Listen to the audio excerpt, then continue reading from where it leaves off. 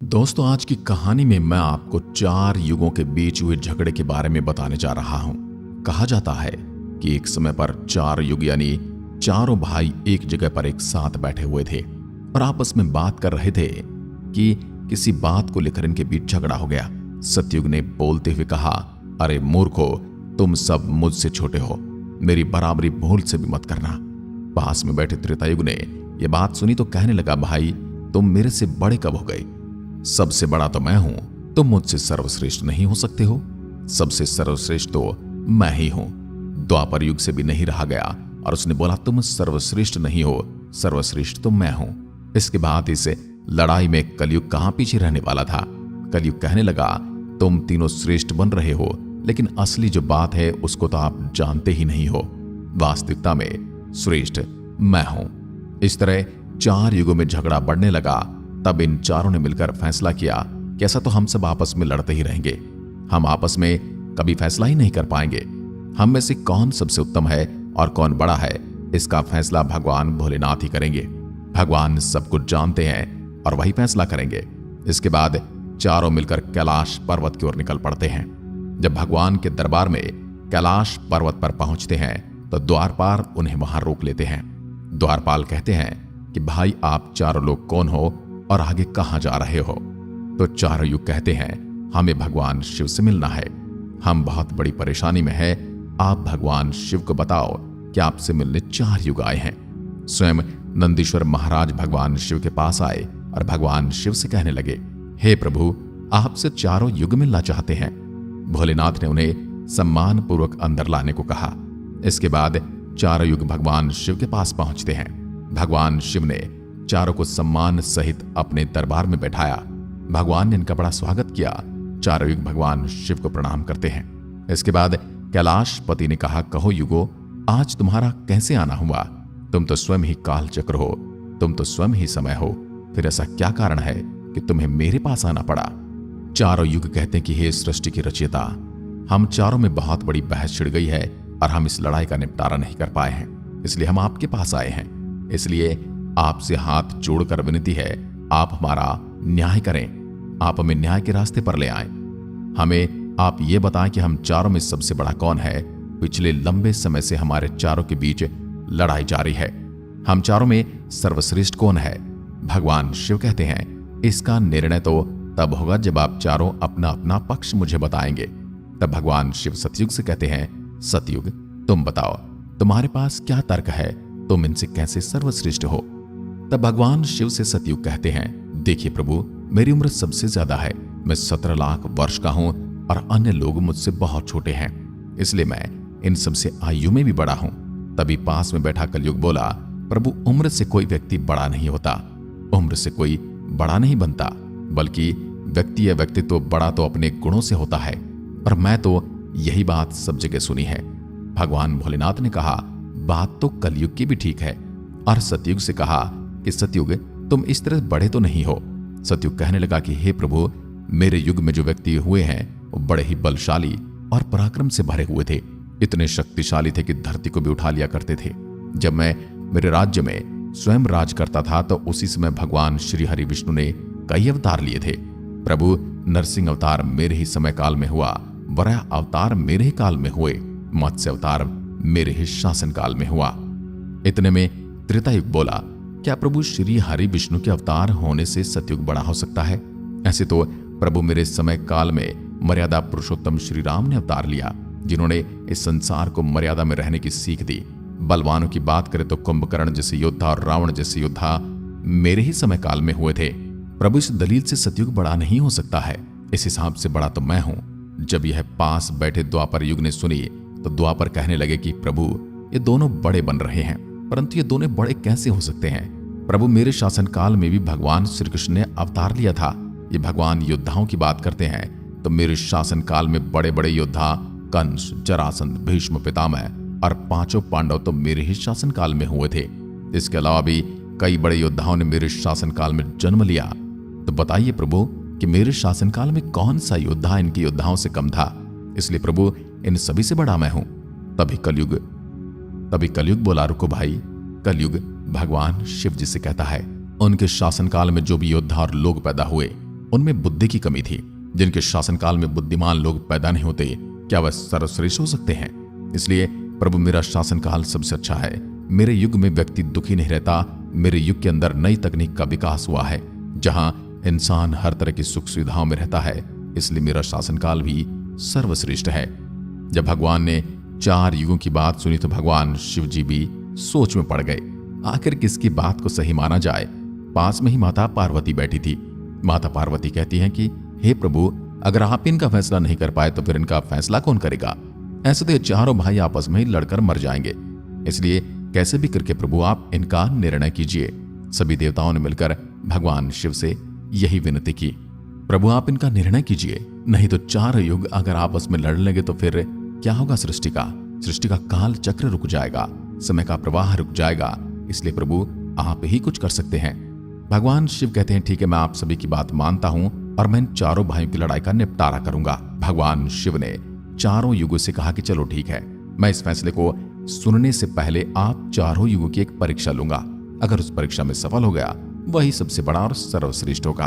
तभी सतयुग बोल उठा कि हे भगवान, आप जो चाहे वो परीक्षा ले लीजिए, सबसे बड़ा तो मैं ही हूं। चारों युग परीक्षा पास करने के लिए तैयार हो जाते हैं। भगवान भोलेनाथ ने 100 टन वजन का एक परसा लिया, लोहे का परसा, और कैलाश पर्वत के नीचे एक तलहटी में रख दिया और परसे के पास में एक चावल का ढेर लगा दिया।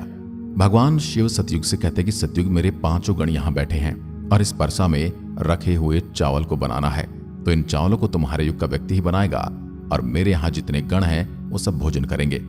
सतयुग, आप अपने युग के किसी आदमी को भेजिए, हम सब लोग यह देख रहे हैं, आपका व्यक्ति कर पाता है या नहीं। सतयुग ने भगवान शिव की यह बात सुनकर अपने युग का सबसे बलशाली व्यक्ति को यह काम करने के लिए भेजा। सतयुग की बात सुनकर बलशाली व्यक्ति उस 100 टन वजन वाले परसे के पास आता है। तो वजन में बहुत भारी लग रहा था, लेकिन वह सतयुग का व्यक्ति था तो बड़ा ही बलवान था। उसने एक बहुत बड़ी भट्टी खोदी। भट्टी खोदने के बाद पेड़ों को तोड़कर लाया और उसमें अग्नि जलाई। आग लगाने के बाद फरसे को एक हाथ से उठाया और उठाकर भट्टी बना दी और उसके अंदर चावल बना दिए। जब उस विशाल बर्तन के अंदर चावल बनकर तैयार हुए तो उस व्यक्ति ने जो सतयुग का था समस्त गणों को बिठाया और सभी को भोजन करा दिया।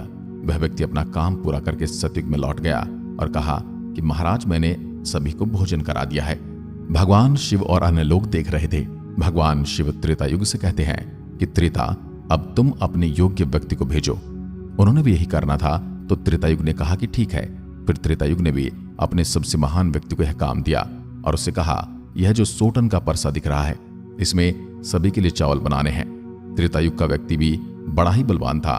परसे के पास गया, भट्टी खोदी और ताकत लगाकर उस परसे को उस पर रख दिया और सभी को भोजन करा दिया। और भोजन करने के बाद सभी गण वापस कैलाश पर्वत पर आ गए। भगवान शिव द्वापर युग से कहते कि द्वापर, ये दोनों युग अपनी अपनी परीक्षा दे चुके हैं, अब तुम्हारी बारी है और तुम्हें मेरे 1500 गणों को भोजन कराना है। द्वापर युग कहने लगा कि ठीक है प्रभु। द्वापर युग ने भी एक भीम जैसे अवतार वाला बड़ा ही ताकतवर बलवान व्यक्ति को बनाकर खड़ा कर डाला। उसे भी वही काम दिया गया। वह व्यक्ति अपनी प्रभु से कहता कि ठीक है प्रभु, जैसी आपकी आज्ञा। द्वापर युग का व्यक्ति चलता है। उसने देखा कि परसा तो कुछ आकार में बड़ा है, उठाने में ताकत लगानी पड़ेगी, परंतु उसने भट्टी खोदी और लकड़ी की व्यवस्था की और परसे को अपना पूरा दम लगाकर दोनों हाथों से उठाया। क्योंकि उसे सतयुग और त्रेतायुग के व्यक्ति उठा सकते थे, तो उसे बहुत ताकत लगानी पड़ी। काफी मुशक्कत के बाद उसने भट्टी खोदी और परसे को रखकर चावल बना दिए। उसने भगवान शिव के सभी गणों को भोजन कराया। भोजन कराने के बाद द्वापर युग का व्यक्ति अपने मालिक के पास आता और कहता कि प्रभु, मैंने अपना काम कर दिया। अब भगवान शिव कहते कि कलयुग, अब तुम्हारी बारी है। परसा तुम देख रहे हो, उसका वजन कम नहीं होगा, उसका वजन उतना ही रहेगा, 1000 टन। लेकिन अब तुम्हें परीक्षा देनी है। तुम मानने को तैयार नहीं थे कि तुम सबसे छोटे हो, लेकिन तुमने तो माना नहीं। भगवान ने कहा, तुम्हारे युग के आदमी की आयु भी कम है, बाकी युग के लोगों की आयु अधिक है। सतयुग की आयु 1 लाख वर्ष है, त्रेतायुग में 10,000 वर्ष होती थी और द्वापर युग में 1000 वर्ष, और यह कलयुग तुम्हारे शासनकाल में तो मात्र 100 साल भी ठीक से नहीं है और तुम्हारा आदमी भी छोटा है। जब भगवान शिव की बातें कलयुग ने सुनी तो कलयुग कहता कि प्रभु ठीक है। कलयुग बोला, भगवान मैं यह काम कर लूंगा, हाँ मुझे बस मौका दीजिए, हम भी परीक्षा देकर देखेंगे। यदि हमसे नहीं हो पाया तो हम जाकर हार मान लेंगे। भगवान शिव कहते हैं ठीक है, तुम अपना आदमी बुला लो। फिर भगवान शिव कहते हैं कि परसा देख रहे हो, 100 टन का है, कलयुग कहता है कि ठीक है प्रभु, आप मेरा तमाशा तो देखिए। तीनों युग हंसने लगे। भगवान शिव भी उसकी बातें सुनकर अचंभित थे। भगवान शिव सोच रहे थे क्या कलयुग का व्यक्ति इतना भारी टन का परसा उठा पाएगा। कलयुग ने बड़ा ही बुद्धिमान व्यक्ति को पैदा किया। बड़ा ही तीव्र व्यक्ति था, ज्यादा सोचने वाला व्यक्ति था। कलयुग ने उससे कहा कि मेरी नाक का सवाल है, आपको यह काम करना है, परीक्षा का समय है। यदि तुम इसमें असफल हो गए तो मैं सबसे छोटा हो जाऊंगा। व्यक्ति कहता है प्रयास करूंगा। तो तीनों युग उस पर फिर से हंसने लगे, क्योंकि एक छोटा सा व्यक्ति जिसकी लंबाई मात्र 3 हाथ के बराबर है वो क्या करेगा, जबकि हमारे युगों की लंबाई तो बहुत हुआ करती थी। सतयुग के लोगों की लंबाई सबसे ज्यादा थी और त्रेता युग के व्यक्ति की लंबाई स्वयं के 14 हाथ थी और द्वापर युग के व्यक्ति की लंबाई स्वयं के 7 हाथ और कलयुग के व्यक्ति की लंबाई स्वयं के 3.5 हाथ होती है। तीनों युग बड़ी जोर जोर से हंस रहे थे। कलयुग कहता है कि आप बस देखते रहिए, मैंने अपने लड़के को भेज दिया है। कलयुग का व्यक्ति बड़ा बुद्धिमान था। उसे लगा कि ऐसे तो मैं इसे उठा नहीं पाऊंगा। किसी भी हालत में उसने अपनी बुद्धि का प्रयोग किया और उस भारी बर्तन के नीचे भट्टी खोदना शुरू कर दिया। फिर फरसा तो उसने हिलाया भी नहीं और उसके नीचे भट्टी खोदकर तैयार कर दी।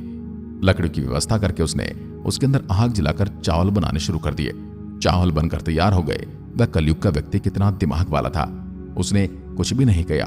परसे के नीचे भट्टी खोदी और उसमें आग जला दी और चावल पक भी गया।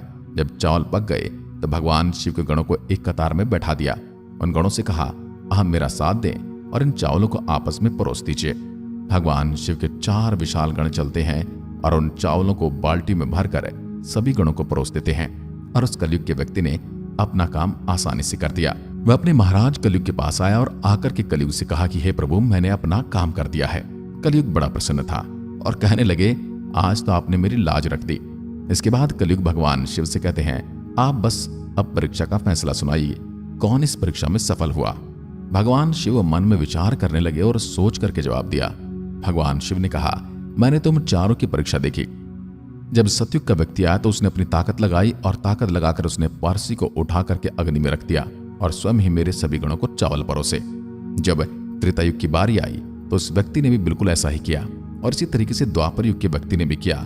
परंतु तुम देखते नहीं कि मात्र 3.5 हाथ का व्यक्ति, इसने अपनी बुद्धि का प्रयोग करके इतने भारी परसा जिसे हिलाना तक मुश्किल था, लेकिन उसमें इसने चावल बना दिए, सबको खिला दिया। मेरे इतने गण थे कि अगर वो बाल्टियों से परोसता तो शायद परेशान हो जाता। तो देखिए उसकी बुद्धि, उसने उनमें से 4 गण अपनी सहायता के लिए बुलाए और चारों गण भोजन परोसने आए और स्वयं भी बैठा रहा। ये तो बड़ा बुद्धिमान व्यक्ति है, ये तो बड़ा ही बुद्धिमान युग है। भगवान शिव कहते हैं कलयुग बड़ा ही बुद्धिमान व्यक्ति का युग होगा। इसमें मशीनों का आविष्कार होगा, बड़े बड़े दिमाग होंगे। भगवान शिव कहते कि आपने काम अच्छा किया, बलशाली व्यक्ति थी आपके युग के अंदर, लेकिन तुम्हारे युग के व्यक्ति में बुद्धि का अभाव था। उन्होंने कभी अपनी बुद्धि का उपयोग नहीं किया। नहीं तो कुंभकर्ण ने रावण, इनके जैसे महान योद्धा जिनके मरने के लिए स्वयं भगवान अवतार लेकर आए, वो इतने मूर्ख थे कि ये नहीं जान सके कि भगवान है या फिर व्यक्ति, और उनसे युद्ध किया और सभी के सभी मारे गए। कलयुग के व्यक्तियों को देखो, आप कितना बुद्धिमान हैं और आगे आने वाले युगों में, आने वाले कलयुग के राज में वैसे ही बुद्धिमान व्यक्ति देखने को मिलेंगे। तो भगवान शिव ने निर्णय लिया कि तुम चारों में सबसे बड़ा कलयुग होगा। कलयुग मशीनों का युग होगा, कल पुरुषों का युग होगा। इस समय बड़ी बड़ी मशीनों का आविष्कार होगा जो कि सतयुग, त्रेता युग और द्वापर युग में नहीं हो पाया। भगवान शिव की बात सुनकर वह चारों युग भगवान शिव की बात मान लेते हैं और चारों युग अपने अपने धामों को, अपने अपने साधनों को और अपने अपने राज्य को लौट जाते हैं। तो आपने देखा कि कैसे भगवान शिव ने चारों युगों का फैसला किया। आशा करते हैं आपको इस कहानी से बहुत कुछ सीखने को मिला होगा।